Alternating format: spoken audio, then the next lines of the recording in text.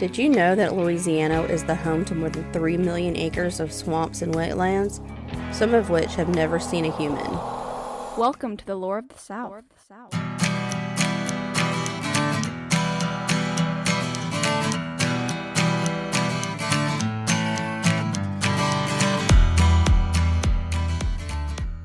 Welcome back to Lore of the South with me, Kelly Cruz.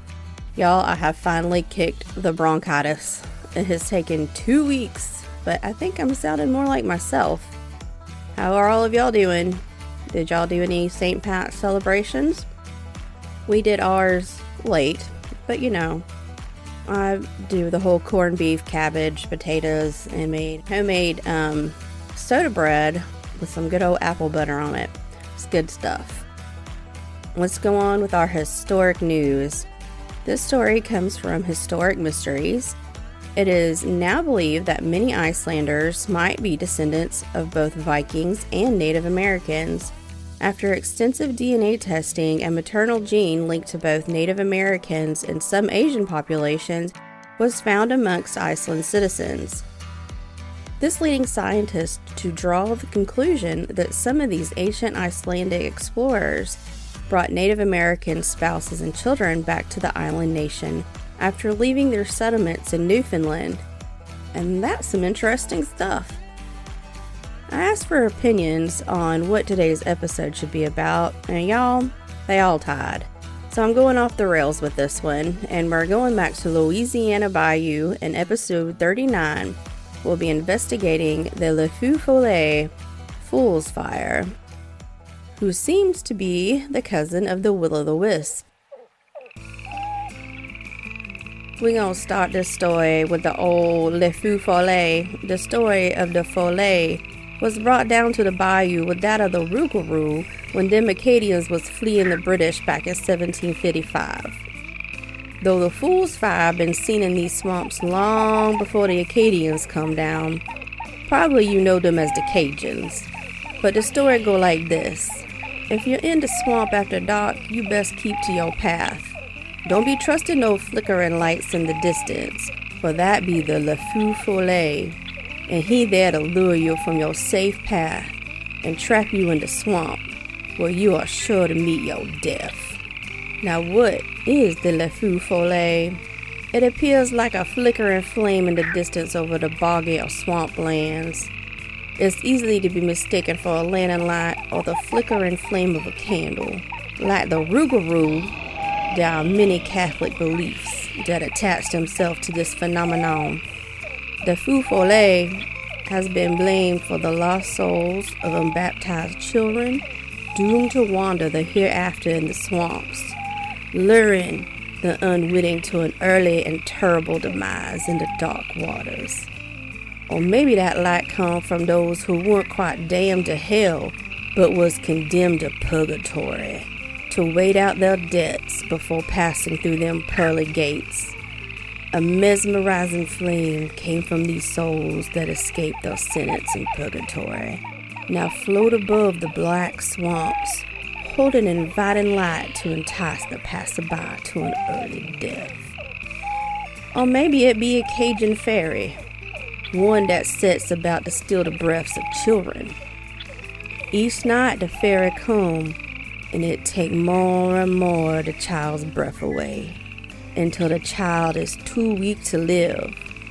And once the child passes, the flame fades there to collect the soul of the child, so that he or she will join the other Follets in the swamp, luring the unsuspecting from their paths.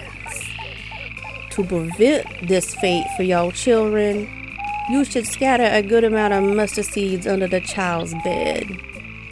That fairy, the Follet, will be too distracted by counting and gathering of the seeds to harm the child. Y'all refer back to episode 6 about the Rougarou and see the similarities. The last place the Le Feu Follet is to be found is in the graveyard. They be spotted many times down by Lake Charles in the Bilbo Cemetery. There the Follet waits and shines its light to welcome the newly interred.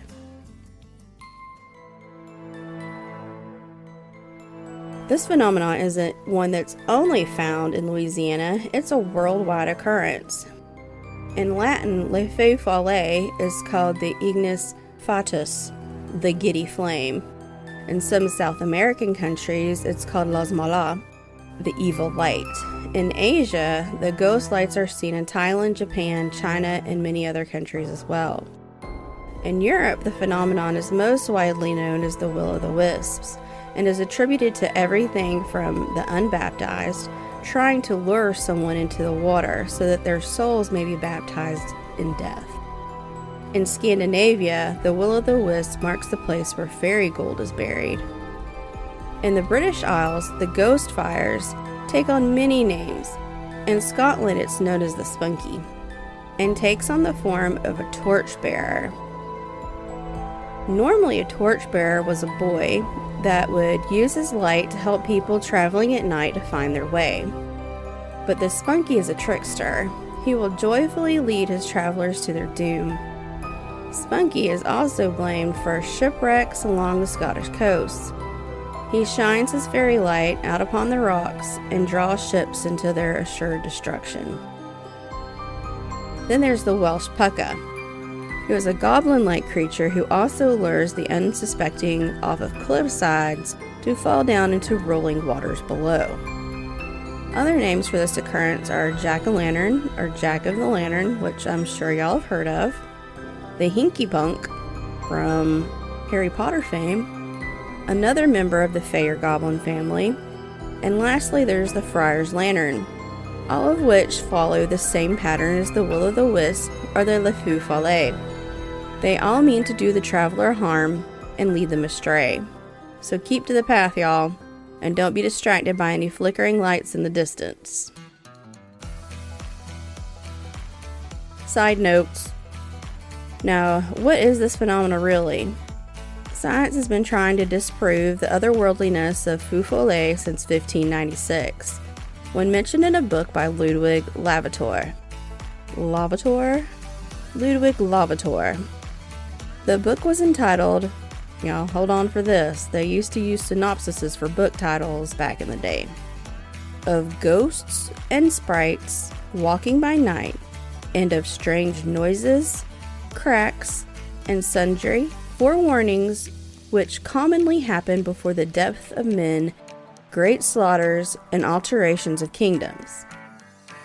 The chapter about the will-o'-the-wisps was called That Many Natural Things Are Taken to Be Ghosts. In the late 1700s, the idea was introduced that maybe it was lightning interacting with naturally occurring swamp gas. And today, science has a similar explanation, that possibly the gases produced by decaying organic matter under the water sometimes bubble up, and maybe it's spontaneous combustion once it hits the air. The last and most modern theory is that of bioluminescence, that maybe it's simply the light from different fungi, or maybe that of other inorganic material. Whether it's naturally occurring or the work of the spirits or the fae folk, it happens the world over. And y'all, excuse my horrible excuse for a Cajun accent, but I do like doing them, and I hope y'all get a kick out of it too. We're still cooking up a t-shirt giveaway contest, and we'll be announcing that soon. It's been kind of wild around here lately. I've been undergoing some medical tests and haven't been able to help Mike run our route like I normally do, so he's been picking up a lot of slack lately, and he'll never know how much I really appreciate him. But anyway, enough with the mushy stuff. Also, if y'all would, put a little positive thought or say a prayer for me, whatever y'all believe. I'm really not the religious sort, but I do believe in positive thought. So y'all send some prayers or positive thoughts my way if you would. I could use them. Y'all are the best, and I appreciate every one of you for listening to my little stories. But back to the t-shirt contest. Like I was saying, we've got a contest cooked up, but haven't had time to implement what the contest entails. So keep your ears and eyes out on social media for details to come. Now for our recommendations. In honor of St. Patrick's Day, let's do Madigan's Pubcast. It is hosted by comedian Kathleen Madigan, who is extremely hilarious. It's mostly about current events and pop culture type stuff. She also gives an adult beverage and a junk food recommendation each episode. She's a fun listen. Y'all look for us on Facebook and Instagram. YouTube is coming soon, so stay tuned for that. If you want to get in touch, you can email the show at loreofthesouth@gmail.com. And with that, I'll talk to y'all later on Lore of the South.